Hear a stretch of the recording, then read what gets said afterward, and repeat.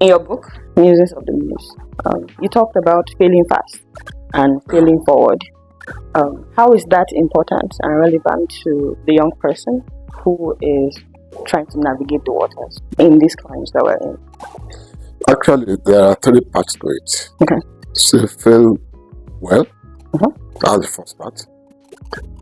Fail fast, that's the second part of it. And then the last part is failing forward. It doesn't matter whether I am or not. Failures, the operative part of it being failures, not failure, would come. It will come. That's multiple.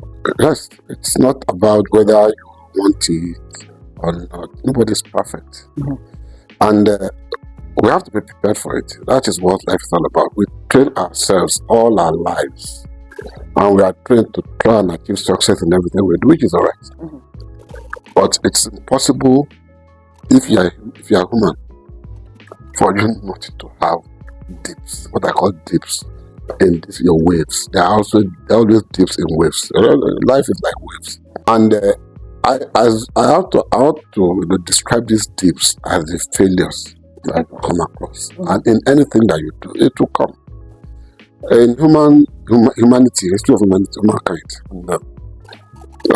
everybody has been tested. As a Muslim, I believe it's part of a test for you to expect to fail.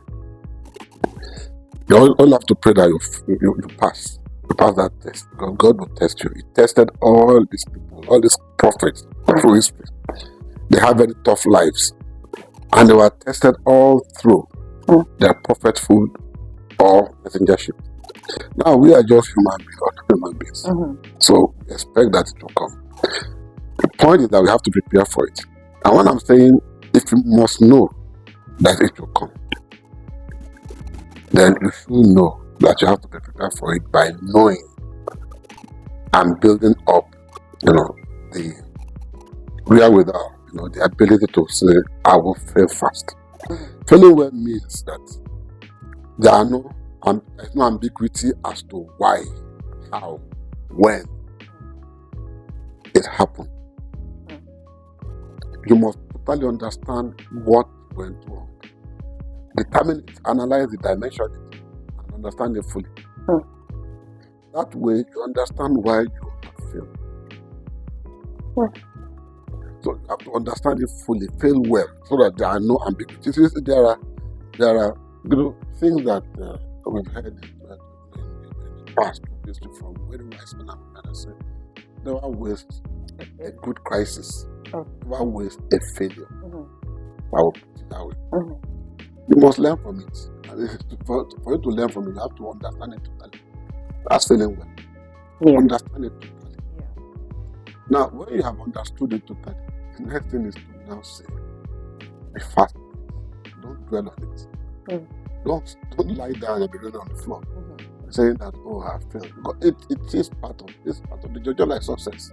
It's part of the journey of life. In any product, any procedure, it will come.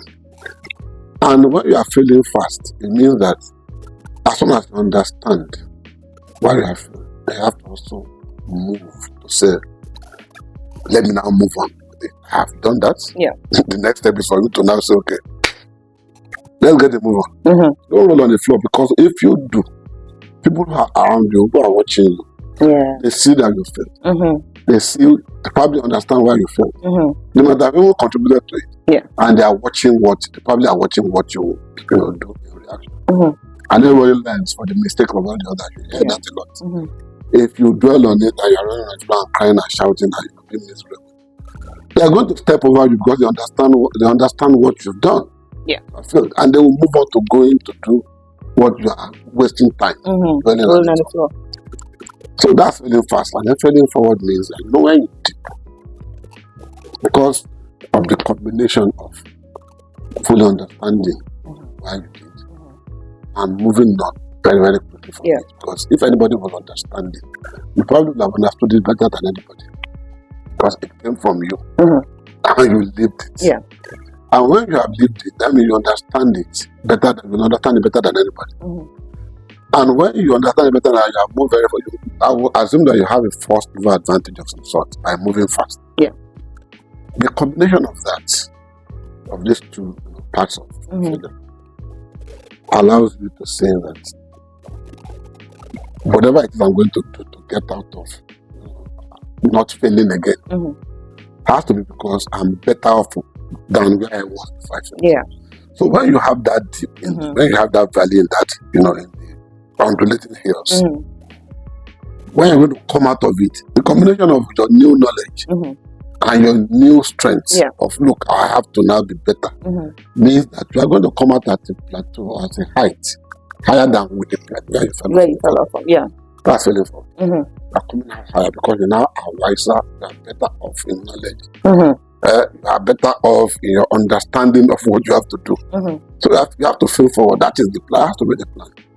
Every failure must be taken advantage of. Every crisis must be taken advantage of. Because if you don't, then one is just a fool who cannot move on to doing better things in life. And if you understand that they will come, you have to understand that you have to learn from when it comes, and move on very quickly, and then get better. And then, again, prepare for the next one. Exactly. I was going to ask that. So these three just keep rolling over. It's an undulating hills. You have the valleys, you have the hills. The prayer also is that failure, that valley, one does not die in that valley. It's not such a failure that kills and ends life, ends the whole hopes and everything. And that's where prayer comes in. God will never test you with trials or challenges that He does not know that you can overcome. It's for you to open your eyes and be spiritually aware. And be wise enough to know that everything comes from God. It's not from any village people. It's not from anything. They can try, but it's not from them. It's only because God has allowed it to happen. And when He brings it forth, He knows that there is a solution somewhere in there.